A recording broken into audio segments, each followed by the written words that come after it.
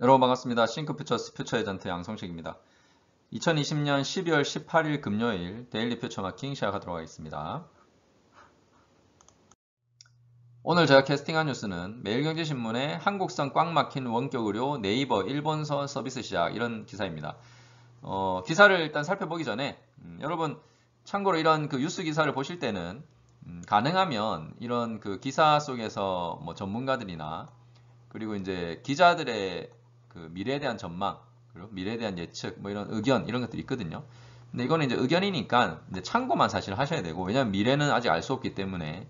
근데 이제 중요한 거는 여러분 스스로 미래에 대한 가능성, 그리고 미래에 대한 질문, 그리고 미래에 대한 상상력을 키우기 위해서는 실제 일어나고 있는 팩트가 뭔지, 그러니까 최근에 새롭게 일어나고 있는 사례나 현상, 이런 것들이 뭔지, 그러니까 사실 중심으로 일단 머릿속에 데이터를 넣어주시고 그리고 추가적으로 이런 팩트를 뒷받침해주는 데이터죠. 데이터가 또 어떻게 되는지 수치화된 데이터 그리고 의미 있는 데이터죠. 그냥 뭐 일반적인 우리가 그 단편적인 데이터 말고 어떤 추세라든지 추세가 나와 있는 데이터라든지 뭐 그 전에 뭐 비교가 되는 데이터가 있다든지 그러니까 의미 있는 데이터, 그죠? 인사이트를 주는 데이터 이런 것들이 뭐가 있는지를 좀 잘 살펴보면 좋습니다. 그래서 일단 제가 이번 기사를 볼 때 팩트와 데이터를 기반으로 좀 어떻게 보는지를 좀 보면서 하도록 하겠습니다. 그러면 이제 지금 이제 기사 중에서 팩트만 보면 일단 라인이 일본에서 원격 서비스를 시작했다고 돼 있죠. 할 것이다가 아니라 시작했다. 그 다음에 라인 닥터라는 이름이다. 그리고 병원 검색, 예약, 진료 결제까지 이용할 수 있는 서비스다. 이런 거는 이제 팩트겠죠, 팩트. 그리고 뭐 한국은 여전히 의료계 반발로 원격으로 도입 논의가 앞으로 못 가고 있다. 실제로 그렇죠. 이것도 이제 팩트고. 그리고 선진국에서는 오히려 환자 집중을 막기 위한 노력이 일어나 비대면 영상 의료가 주목받고 있다. 그럼 이거는 실제 그런 주목받고 있는지를 알려면 실제 사례가 있어야 되겠죠. 그래서 이제 뒤에 보면 이제 사례가 나옵니다. 자, 그리고 이제 뒤에 있는 내용들도 보면요. 라인은 도쿄 근처에 제휴한 의료기관을 중심으로 일단 시작을 했다고 되어 있습니다. 그래서 뭐 중요한 거는 뭐 원격을 하긴 하는데 일본 전체로 지금 다 하는 건 아니고 도쿄 근처에 제휴된 의료기관을 기준으로 합니다. 그래서 이것도 이제 잘 우리가 팩트로 이제 잘 구분을 해야 되겠죠. 무조건 다 전국을 다 하고 있는 건 아니라는 거. 그래서 라인 닥터 서비스를 그래서 시작했다. 그리고 여기 보시면 앱 없이 그러니까 이게 그 라인 헬스케어 주식을 통해서 서비스를 하는데 별도의 앱을 만들지 않고 기존에 이제 있는 라인 앱으로 진료와 결제를 할 수 있다. 그러니까 그 서비스 운영을 라인 헬스케어 주식회사라는 따로 별도의 회사가 하는데 앱은 라인 앱을 이용해서 할 수 있다는 거고요. 그리고 결제 수단과 건강보험증, 건강 상태를 입력하면 진료 예약을 할 수 있고 자동 결제, 그리고 의사 처방전도 병원에서 집으로 배송해 준다. 이거는 뭐 제가 우편으로 한다는 얘기인 것 같은데 뭐 정확한 거는 확인이 안 되고요. 자, 그리고 베이직 플랜을 통해서 월정액 없이 무료로 사용할 수 있다. 대신에 m3.com에 가입된 회원만 되고요. 그리고 현재 전체 의사 중에 90%, 참여 약사도 절반을 넘는 19만 명. 근데 이제 이거는 아까 그 도쿄 근처 제휴 의료기관이라고 했기 때문에 도쿄 의사 중에 90%인지는 확인이 안 되네요. 자, 어쨌든 이렇게 참여가 있고 이건 이제 데이터라고 보시면 되고 데이터. 자, 그리고 이제 국내 상황입니다. 국내는 의료인과 의료인 간 협진을 위한 원격 의료만 허용되고 있다. 이게 이제 현실이고 우리나라. 대신에 이제 소비자 입장에서 환자 입장에서는 스마트폰 진료로 예약은 할 수 있고 카드 결제는 가능하다. 등록된 카드로. 이런 건 이제 가능한데 뭐 진료는 지금 힘들다는 거죠. 그리고 의료계가 반대하는 이유, 의료계와 민간단체들이 반대하는 이유가 일단 첫 번째가 의학적 안정성이 떨어진다. 대기업과 대형병원 민간보험사 배불리기 정책이다. 라고 이제 주장을 하고 있는 거죠. 물론 여기에 대한 또 왜 이렇게 주장을 하는지에 대한 여러 가지 뭐 논거가 있겠죠. 논거가 있는데 뭐 그 내용은 지금 없고. 그리고 이제 원격 의료가 의료 영리화를 위한 트로의 목마가 될 것이다. 이것도 이제 주장입니다. 그러니까 이런 건 이제 주장이기 때문에 이제 뭐 따져봐야 되는 거죠. 이제 의사 협회와 일단 민간 단체에서 그렇게 얘기를 하는 거고. 그리고 국내 원격 의료는 도서 지역을 중심으로 한 시범 사업만 하고 있기 때문에 일반인들은 접근하기 어렵다. 대신에 이제 최근에 코로나 때문에 스타트업 굿닥이 전화 상담을 원하는 병원이 어딘지 파악해서 이제 지금 그 원격 상담을 어느 정도는 하고 있다. 요거는 이제 한정적으로 지금 하고 있는 거고요. 대신에 지금 본격적으로 원격으로 진료를 하는 건 아닙니다. 자, 그리고 이제 그러면 아까 전에 이제 외국에서는 이런 걸 이제 그 적극적으로 도입한다라고 했는데, 그럼 실제 팩트, 사례죠. 그러니까 사례. 지금 팩트, 사례가 뭔지를 볼게요. 참고로 미국은 코로나 이후 현재 전체 병에는 50%, 이거는 이제 데이터인데, 50% 가까이가 비대면 진료를 하고 있고, 그리고 중국도 원격 의료 체계에 박차를 가고 있다. 여기 보시면 알리페이, 바이두 등 11개 업체가 참여한 온라인 의사 상담 플랫폼을 구축하는 등 발빠른 움직임을 보이겠다. 그러니까 아직 이거는 뭐 실행을 했다라는 건 아니고 이제 플랫폼을 구축하고 있다라는 것 같고요. 그리고 캐나다도 주별로 일부 주에서는 원격 의료 서비스를 도입했다. 그 다음에 독일은 스타트업 중에 하루 12시간 진료 상담을 하고 있다. 할 수 있다. 주말 휴일도 원격 상담이 가능하다.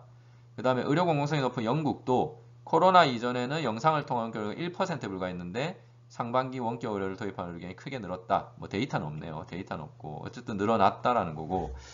자, 그래서 이제 일단 뭐 이런 지금 내용이고, 밑에는 이제 사실 뭐 네이버 회사의 뭐 여러 가지 본인들의 헬스케어 사업과 그리고 뭐 네이버 뭐 최근에 상황을 좀 얘기한 거, 이거는 기업에 대한 얘기이기 때문에 빼고요.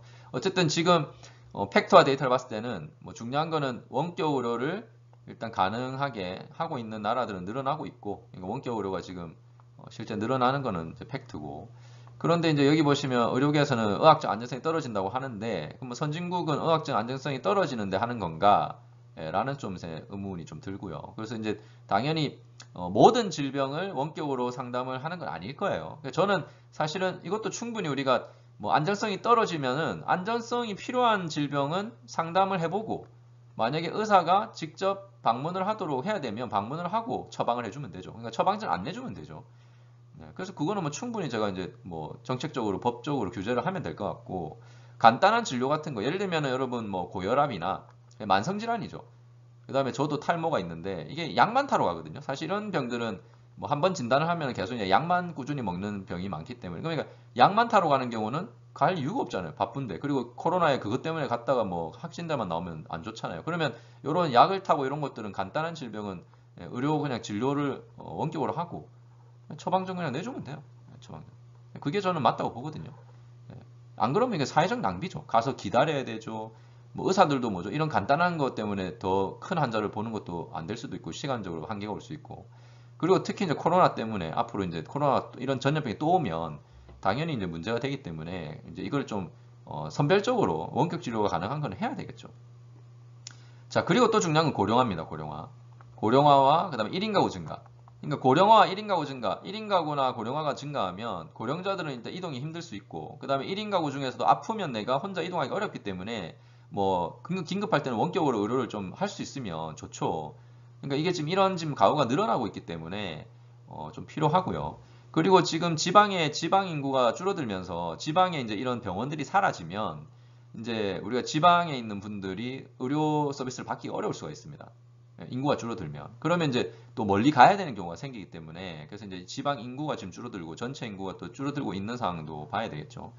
또 하나는 이제 기술의 발전. 어쨌든 기술이 지금 너무 좋아지고 있기 때문에 무조건 안전성만 따지고 뭐 대기업 뭐 자기들의 이익이 줄어든다고 얘기만 하면, 그러면 이제 환자들 입장에서, 소비자 입장에서는 더 나은 서비스를 전혀 받을 수가 없는 거거든요. 그래서 본인들이 주장하는 거는 그러면 어떻게 뭐 예방을 할지를 또 우리가 고민해보고 같이 의논을 해나가야지, 무조건 반대만 한다고 지금 될 게 아닙니다. 그래서 앞으로 만약에 이런 지금 전 세계적인 흐름 속에서 우리가 이제 이걸 빨리 또 안 하게 되면 또 한국이 어쨌든 경쟁력이 떨어질 수밖에 없고, 그리고 국내에서 이런 서비스를 해야 빨리 국내 기업도 크는데, 나중에 만약에 또 이게 개방이 되거나 이제 시행이 됐을 때 외국 기업이 경쟁력을 가지고 들어와 버리면 뭐 국내 기업이 또 클 기회가 없을 수도 있죠. 자, 그리고 이제 뭐 여러 가지 이제 이런 지금 상황에서 만약에 나중에 원격으로가 진행이 된다면, 원격으로 진행이 된다면 또 다양한 미래에 대한 가능성을 생각해 볼 수 있는데, 일단은 뭐 이런 것도 제가 한번 생각해 봤어요. 만약에 이제 원격 의료가 진행이 되면 당연히 이제 원격 처방이죠. 그러니까 처방, 약 처방도 될 거예요. 그러면 처방을 지금은 뭐 만약에 이제 원격으로 하고 원격 의료를 진료를 하고 우편으로 준다 이렇게 얘기하는데, 뭐 반드시 이제 그 IT 기술이 좋아지는 상황에서 우편으로 하는 건 이제 또 오래 가지는 못할 거예요. 그래서 이게 원격 의료를 하고 원격으로 처방을 내고 그 처방전이 바로 내가 지정한 약국으로 만약에 간다. 약국으로 내가 지정한 약국으로 간다. 그러면 약국에서 바로 제조를 하고 그리고 제조가 되면 알림을 줘서 내가 찾으러 가든지 아니면 더 이제 우리가 미래에 만약에 자율주행이나 자율배송이 되면 드론이나 자율주행으로 되면 이제 바로 자동 모든 게 다 자동이죠. 그러니까 약국으로 처방전 가고 제조하고 자동 결제 내가 등록한 카드로 결제하고 바로 뭐죠? 자율배송. 그러면 이제 이게 완전 자동화죠. 완전 자동.